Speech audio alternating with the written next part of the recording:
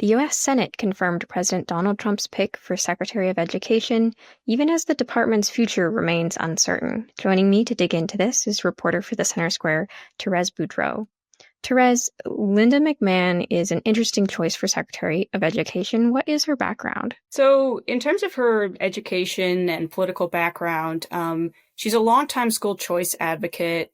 She led the Small Business Administration under Trump's first term. Other than that, I mean, she was appointed to Connecticut's State Board of Education in 2009, and she served there for about 15 months.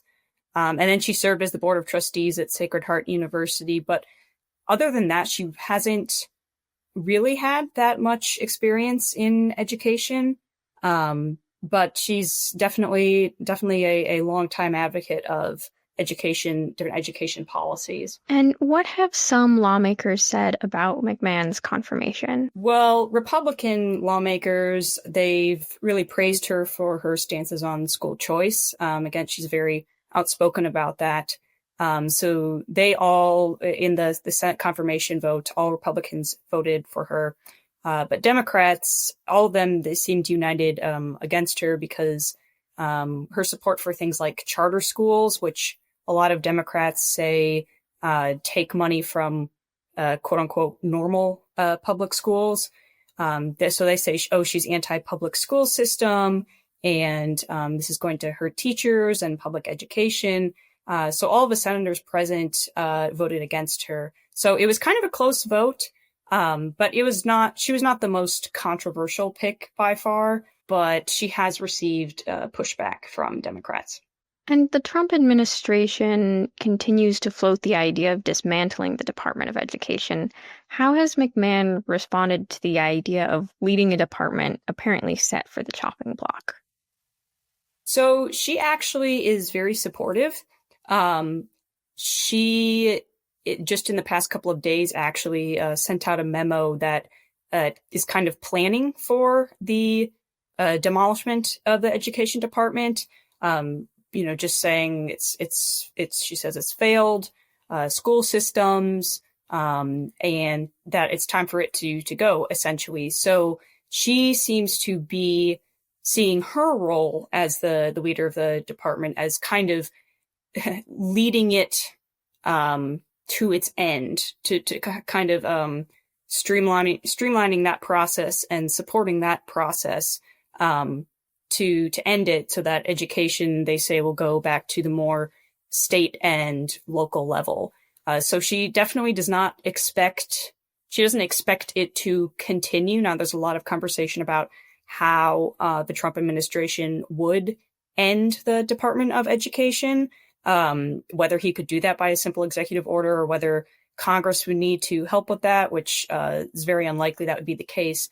But so far, she's planning and supportive of the idea to demolish the department, and her role right now just seems to be coordinating that, essentially. It's rather unsurprising. It makes sense that Trump would choose someone for that if that's the vision he had in mind. And it kind of makes a little bit more sense, her background not necessarily being as deep in education and education policy, if the plan is to not really continue that department. As you mentioned, abolishing the Department of Education is a pretty big contentious topic, and you can really get into the policy weeds on it about what it would look like and if it's possible.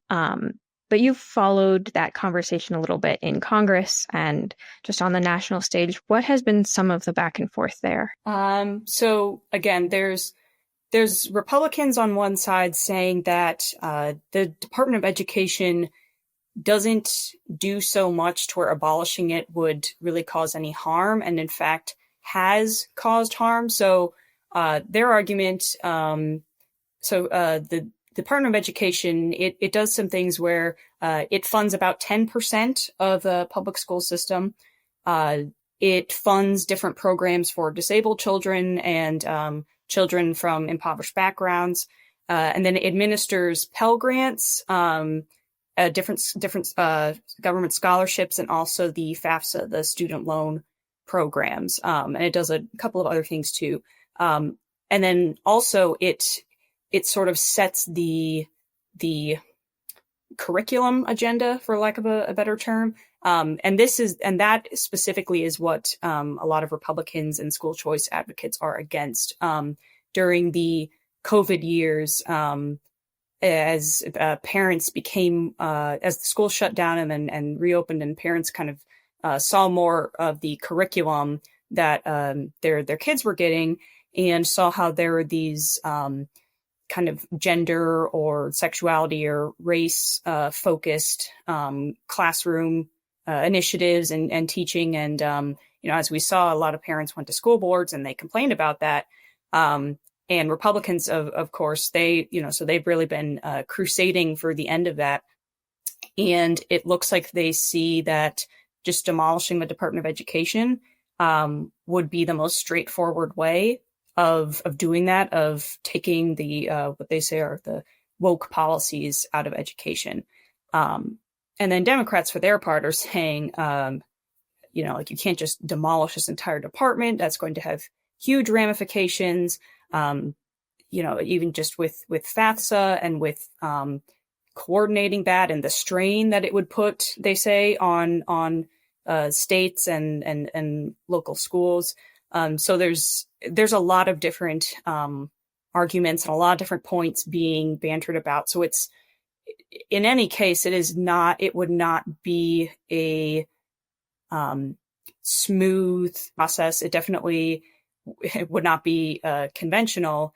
So it'd be quite an adjustment if that does happen. But so there are very, very intense arguments happening on either side, whether it's a positive good or whether it's actually a bad thing that the Department of Education exists. Well, Therese, thank you for your insights on this story. Listeners can keep up with this story and more at thecentersquare.com.